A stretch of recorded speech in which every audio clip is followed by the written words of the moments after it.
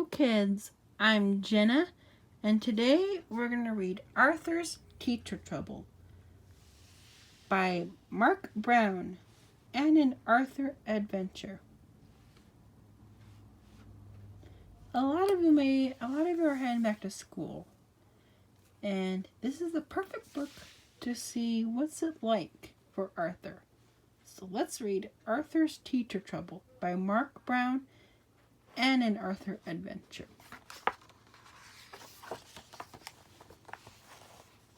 Let me get my camera. All right.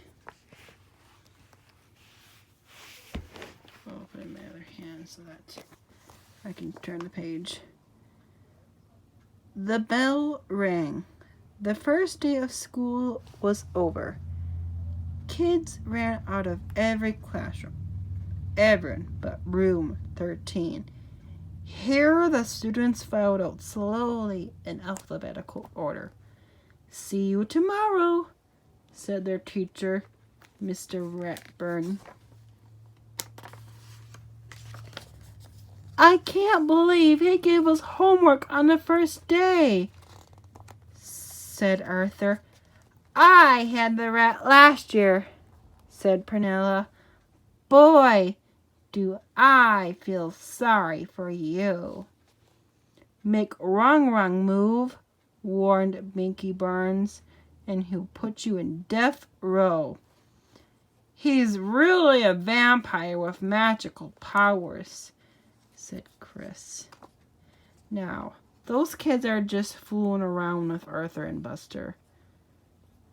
No teacher would do that kind of stuff to them. If they would get fired. So, don't believe in this stuff. They're just messing around with you.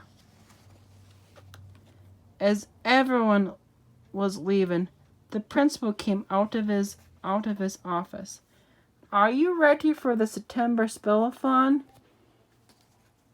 he asked. "Yes," cheered the crowd. "Who's gonna win this year?" asked the principal. "Me!" Everyone shouted. "If I win again this year, do I get my name on a trophy twice?" asked Prunella. "Not if I can help it," whispered Francine.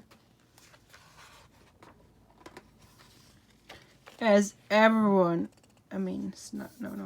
Arthur got home, he slammed the back door. "How was school?" Mother asked. "I got the strictest teacher in the whole world," grumbled Arthur. "Have a chocolate chip cookie," said Mother. "Don't have time," said Arthur. "I have tons of homework." "I'll eat Arthur's," said DW. "I don't have any homework." "You don't even go to school," said Arthur. "I know," DW smiled.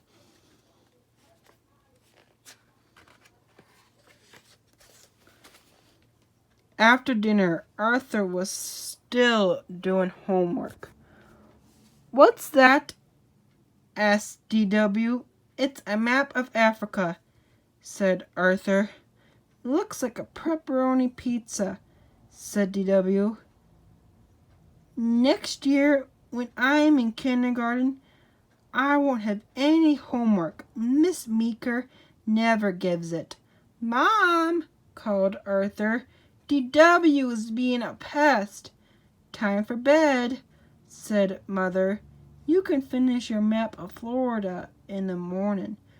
"Africa," said Arthur.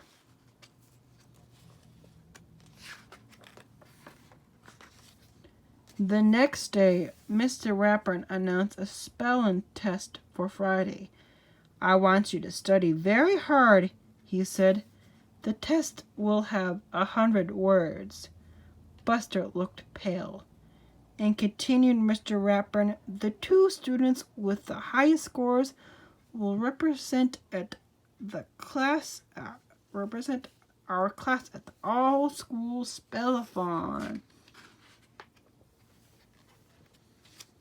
That week, everyone in Arthur's class studied harder than ever.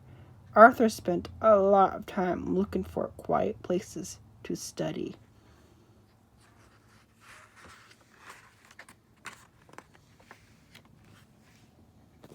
Suddenly, it was Friday and time for the test. Wait, let me start. Suddenly, it was Friday and time for the test. Arthur could smell Mrs. Sweetwater's class making popcorn. He could hear Mrs. Fink's class leaving a trip to the aquarium. "Why did we have to get stuck with a rat?" he whispered to Francine.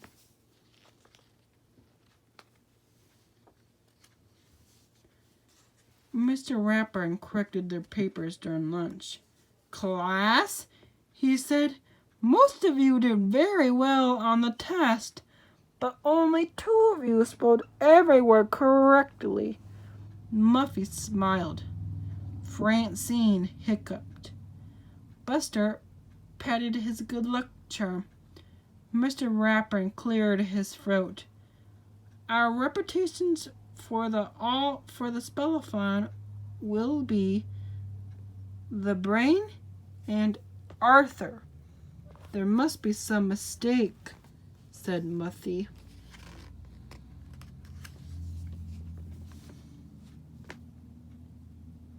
Mr. Rapper gave Arthur and the brain each a special list of words. "Just study these, and you will be ready for the spellathon in 2 weeks," he said. Arthur's family helped him study. Grandma Thora asked Arthur his spelling words. "How about your CHORES?" Father asked. "Have you made your BED?" Mother added. DW helped too. When Francine and Buster came over, DW answered the doorbell. "Arthur can't play, but I can," she said. "I don't have to study."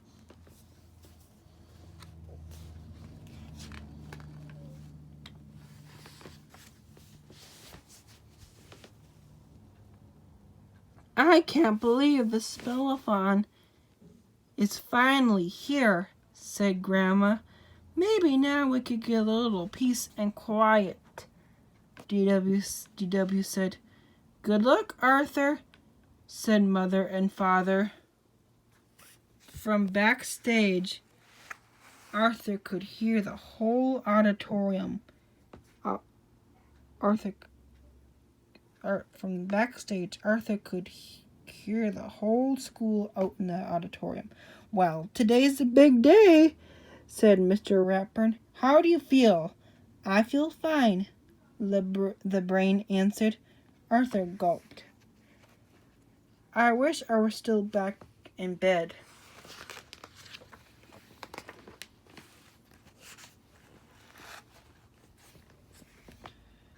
The principal welcomed everyone and explained the rules. The brain had the first turn. He stepped up to the microphone. "The first word is fear," said the principal.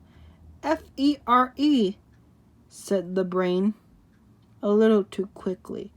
"I'm sorry," said the principal. "That's not correct." "Are you sure?" asked the brain. "What dictionary are you using?"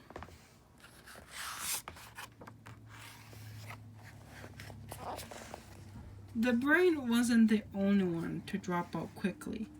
The repetitions from Mrs. Sweetwater's and Mrs. Fink's class were gone in a flash. Before long, only Arthur and Pernilla were left. It was Pernilla's turn. "The word is preparation," said the principal. Pernilla looked down at her feet.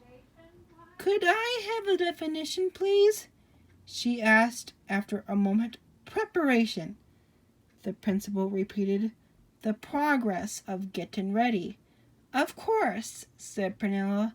PREP. She paused.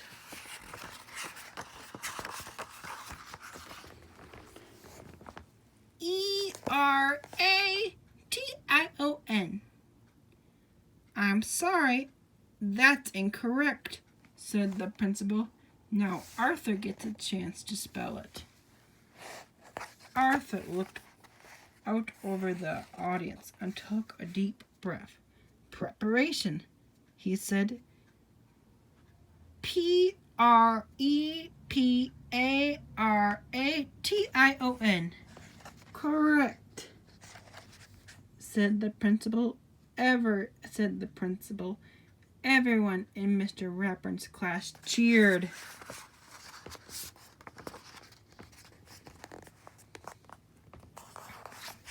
Then Mr. Ratburn went to the microphone. I'm very proud of Arthur, he said. In fact, I am proud of my whole class. They worked very hard. This is the last third grade I'll have in the spellathon.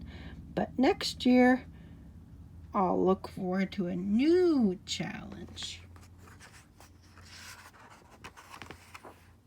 Teaching kindergarten.